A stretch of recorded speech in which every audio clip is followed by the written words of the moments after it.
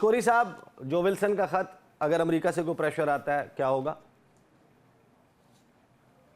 जी, बड़ी अहम पेशरफ्त मुझे नजर आती है। पिछले 19 दिनों की अगर आप ट्रंप एडमिनिस्ट्रेशन के जो जितने भी डायरेक्टिव्स हैं, आपने देखा वहाँ की जो सूरत-ए-हाल डेवलप हुई है, फिर खित्ते के हवाले से सऊदी अरेबिया, इसराइल में, फिर गज़ा की जब हम बात करते हैं या ईरान के हवाले से, मुझे लगता है कि आने वाले चंद दिनों में ही शायद कोई अमेरिका की जानिब से इस तरह का स्टेटमेंट आए, इस तरह की सिचुएशन हो। लेकिन एक बात तय है, तहरीक इंसाफ की जो लॉबिस्ट हैं अमेरिका में, उन्होंने जितने अच्छे तरीके से डिलीवर किया है, हुकूमत पाकिस्तान कहीं बहुत पीछे है। और जो सियासी जमातें गवर्नमेंट का हिस्सा हैं, वो भी इसी तरीके से आपने देखा होगा, बिलावल भी वहाँ पर मौजूद थे। और ये भी एक रेयर मोमेंट था जो हमने देखा। कुछ फुटेजेस आए जिसमें डिबेट ट्रिगर्स हुई और उस पर भी बड़ी बहस हुई। लेकिन मुझे लगता है कि अमेरिका की जानिब से शायद कोई गवर्नमेंट पाकिस्तान पे इस तरह की कोई बात आए। हम तो लेकिन सुन रहे हैं करारदाद भी आ रही है ओवरऑल कांग्रेस में, एक और करारदाद। ये सिग्निफिकेंट होगा अगर ऐसा होता है, क्योंकि आपको ज्यादा अथॉरिटी है फॉरेन अफेयर्स पे। लेकिन एज ए जर्नलिस्ट या रिपोर्टर मैं भी इसको ओवरसी करता हूं कि किस तरीके से कांग्रेस ऑपरेट कर रही होती है, या जो ट्रंप एडमिनिस्ट्रेशन है उसकी क्या अज़ाइम है, या उसकी जो काबीना है बिलखसूस आपने देखा होगा जिसमें बहुत सारे लोग डोमिनेट कर रहे हैं साउथ एशिया से। तो लगता है गवर्नमेंट पे प्रेशर जरूर आएगा। अब गवर्नमेंट उस प्रेशर को कैसे हैंडल करती है, उस डिप्लोमेसी को, या अमेरिका के साथ जो ताल्लुकात हैं, नई जो हमारी हुकूमत है ज़ाहिर है अमेरिका से भी, अब देखना होगा। इस पे कबल वक्त होगा कहना। लेकिन सही। एक अच्छा बात है गशकोरी कि साहब, जाहिद गशकोरी साहब, आईएमएफ पूरी दुनिया में, जाहिर है कि जो भी लेंडर होता है वो आपको, जो भी बंदा आप किसी शख्स से भी पैसे मांग रहे हो, वो आपसे एक सवाल करने का तो हक रखता है ना, कि जुए में तो नहीं लगा देगा, अयाशी तो नहीं करेगा, पैसा उड़ा तो नहीं देगा। ये सवालात तो ठीक है, लेकिन यहाँ पर मामला सिर्फ पाकिस्तान में करप्शन के मामलात, गवर्नेंस के मामलात, पाकिस्तान का फिस्कल डिसिप्लिन, स्टेट बैंक कैसे ऑपरेट कर रहा है, anti money laundering, anti terror financing, इन चीज़ों के ऊपर आईएमएफ सवाल करे और बात है। अब तो बाकायदा बारीक बीनी से पाकिस्तान के अदालती निज़ाम का जायज़ा लिया जा रहा है। आपके ख्याल में ये ज़रूरत क्यों आईएमएफ को पेश आई होगी कि यहाँ पर देखें कि जजेस कैसे तैनात हो रहे हैं? एक तो बहुत शुक्रिया आपके प्रोग्राम के लिए, आपके दोनों गेस्ट को मेरा सलाम पहुंचे।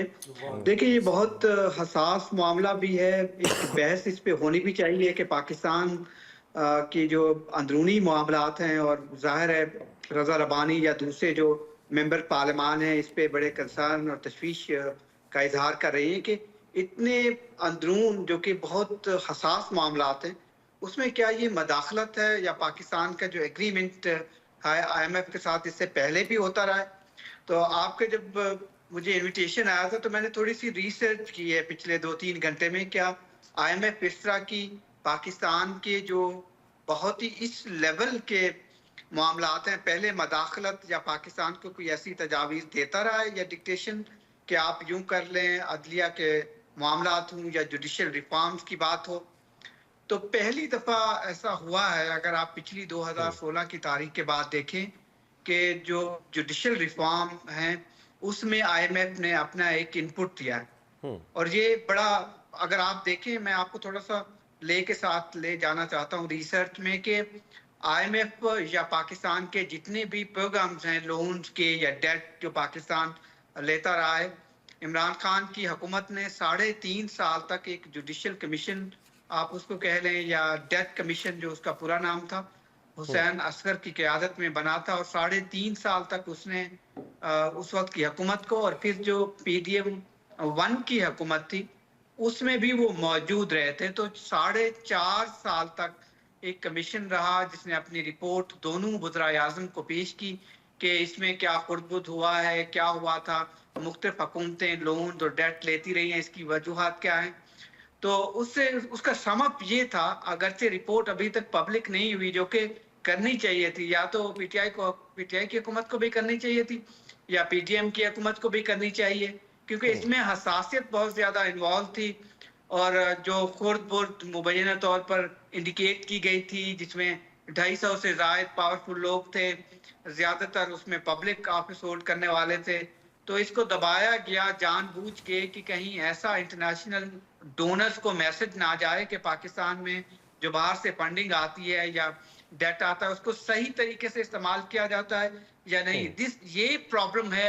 आईएमएफ जब पैसे देता है उन कंडीशन के साथ वो इंश्योर करना चाहता है कि पाकिस्तान के जितने इंस्टीट्यूशन हैं, मैं आपको ये खबर देना चाहूंगा कि 179 वफाकी हुकूमत के मुख्तलिफ इंस्टीट्यूशन हैं जो रियासत पाकिस्तान के हैं, जिसमें 39 ऐसे इदारे हैं उनको आईएमएफ ने कहा है कि आप बंद कर दें, क्योंकि उनके बोर्ड ऑफ डायरेक्टर्स वो मुकम्मल तौर पर गैर फाल हैं और हुकूमत को 3500 अरब रुपए का 1 साल का टीका लगता है, जिनके खसारा 3500 अरब का, और इतने महकमे जो है वो ये रिकमेंडेशन इनको बंद कर दें सिरे से। 39 है।